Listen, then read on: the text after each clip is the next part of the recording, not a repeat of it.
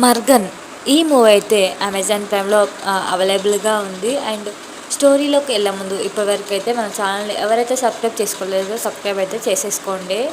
And ఈ Vijay Anthony అయితే ఆయన నటించే మూవీలో తెలుగు మూవీలో ఈ మూవీ కూడా విడుదలైందనమాట. అండ్ ఇది ఒక క్రైమ్ థ్రిల్లర్ మూవీ అనమాట.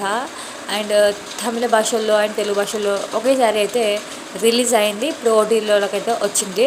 అండ్ స్టోరీలోకి వెళ్ళిపోదాం. హైదరాబాద్లోని రమ్య అనే ఓ యువతి దారుణ రీతిలో హత్యకు గురవుతుంది.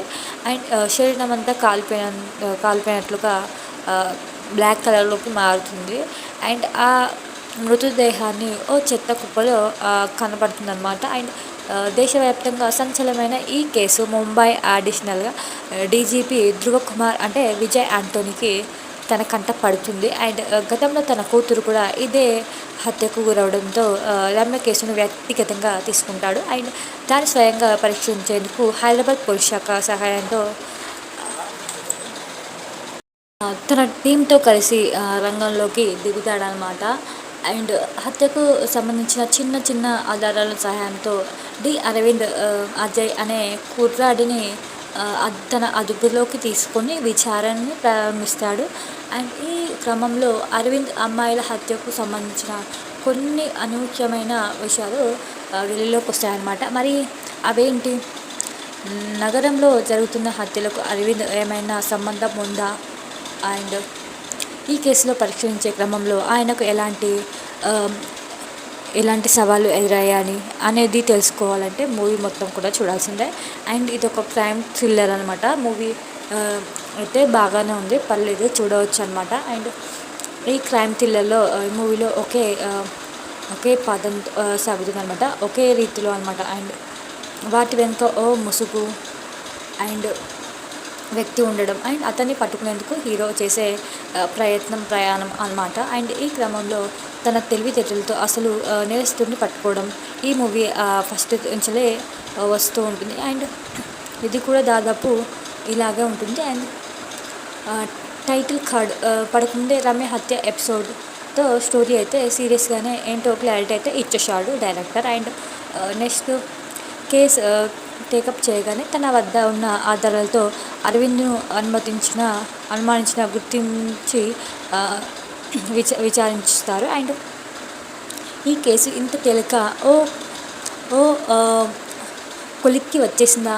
అనే ఫీలింగ్ అయితే నాకైతే కలిగింది. కానీ అక్కడక్కడ నుంచే స్టోరీకి కొత్త సీన్స్ అయితే ఉన్నాయి. అండ్ రెగ్యులర్ క్రైమ్ థ్రిల్లర్ దానిలాగానే స్టోరీ కాదని అర్థమైంది. రెగ్యులర్ మనం చూసే క్రైమ్ థ్రిల్లర్ మూవీస్ లాగా ఉంటుంది, కొంచెం డిఫరెంట్గానే ఉంటుంది. అండ్ ఒక్కొక్క పాత్రలోని అసలైన శక్తి అండ్ ఒక్కొక్క పాత్రలో స్ట్రాంగ్నెస్ని కానీ హీరోకి అర్థమవడం, ఈ క్రమంలో అతను తన గతాన్ని పరిచయం చేయడం స్టోరీని బాగానే అనిపించింది. అండ్ ఈ క్రమంలో బయటపడే కొన్ని అంశాలు అప్పటిదాకా జరిగిన ఆత్మహత్య అరవింద్కి సంబంధం ఎట్లా అనిపించిన ఇంటర్వెల్ వచ్చేసరికి దానిపై ఇలాంటి అయితే ఉంటుందన్నమాట. అండ్ ఇంటర్వెల్ వచ్చే ముందు థ్రిల్కు తగ్గట్టుగానే సెకండ్ హాఫ్ కూడా బాగానే స్టార్ట్ అవుతుంది. కానీ హీరో ఇన్వెస్టెడ్ ప్రాసెస్ కొద్దిగా స్లోగా అయితే ఉంటుంది. అండ్ స్టోరీ వేగంగా ఉంటుంది, బట్ అట్లా. అండ్ ముఖ్యంగా చెప్పాలంటే స్టోరీ కీలకమైన హీరో ఫ్లాష్ బ్యాక్ ఎపిసోడ్ అంతా ఎక్కువగా అనిపించదు అనమాట. అండ్ అలాగే అతని కేసులో సొంత తెలివితేటలపై ఆధారపడకుండా పూర్తిగా అరవింద్ శక్తి సామర్థ్యాన్ని నమ్ముకుని ముందుకు వెళ్ళడం వల్ల పంచాల్సిన ఇన్వెస్టిగేషన్ ప్రాసెస్ వీక్గా అనిపిస్తుంది ఆ ప్లేస్లోకి మాత్రం. అండ్ అరవింద్ తీసుకున్న సదర శక్తులు అండ్ హత్య కేసులో కీలక విషయాన్ని బయటపెట్టే తీరు ఫస్ట్లో అయితే థ్రిల్లింగ్గా అనిపిస్తుంది, బాగానే ఉంటుంది. అండ్ ఇక క్లైమాక్స్కి వస్తే అండ్ కొద్దిగా మనకు సాగదీసిన అనే ఫీలింగ్ అయితే వస్తుంది. అండ్ మనకైతే బాగానే అంటుంటుంది, బట్ క్లైమాక్స్ కొద్దిగా సాగదీసినట్టుగా అయితే అనిపిస్తుంది. అండ్ విజయ్ యాంటోనీ అయితే బాగానే నటించారు. అండ్ పోలీస్ పాత్రకు తగ్గట్టుగానే న్యాయం అయితే సీరియస్గా ఒకే లుక్లో అసలు బాగానే చేశారు. అండ్ ఫస్ట్లో సైకో కిల్లర్గా ఇప్పుడు ఛాయలున్న ఆ పాత్రలో కూడా తను సెకండ్ హాఫ్ వచ్చేసరికి బాగానే చేశారు. అండ్ సముద్రకని అతని పాత్ర కూడా బాగానే చేశారు. అండ్ విజయ్కి సరిపోయే పోలీస్గా బాగానే ఉంటుంది. అండ్ ప్రీతిక, వినోద్ సాగర్ వీళ్ళు కూడా వాళ్ళ పాత్ర మేరకు బాగానే చేశారు. అండ్ విజయ్ అంటోని సాంగ్స్ కానీ మ్యూజిక్ కానీ స్టోరీకి బాగానే ప్లస్ పాయింట్స్ అనే చెప్పవచ్చు. అండ్ అండ్ ప్రొడ్యూసర్స్ వాల్యూస్ బాగున్నాయి. అండ్ విజయ్ ఆంటోనీ మ్యూజిక్ బాగుంది. అండ్ ఈ మూవీకి ప్లస్ పాయింట్ వచ్చేసి స్టోరీ బాగుంది.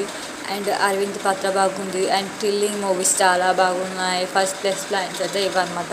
అండ్ మైనస్ పాయింట్స్ సెకండ్ హాఫ్లో కొన్ని సీన్స్ అనమాట అంతగా ఏమీ మెప్పించావు, సాగదీసినంత ఫీలింగ్ అయితే వస్తుంది. అండ్ క్లైమాక్స్లో కూడా సాగదీసే ఫీలింగ్ అయితే వస్తుంది. అండ్ ఒక్క ముక్కలో ఈ మూవీ గురించి చెప్పాలంటే సెకండ్ హాఫ్ కాస్త డల్ అయినా థ్రిల్గా ఉండే మార్గన్ మూవీ అనమాట. అండ్ ఈ మూవీకి నేను ఇచ్చే రేటింగ్ 3.5. అండ్ ఈ రివ్యూ కనుక మీకు నచ్చినట్లయితే ప్లీజ్ ఛానల్ అయితే సబ్స్క్రైబ్ చేసి తీసేసుకోండి.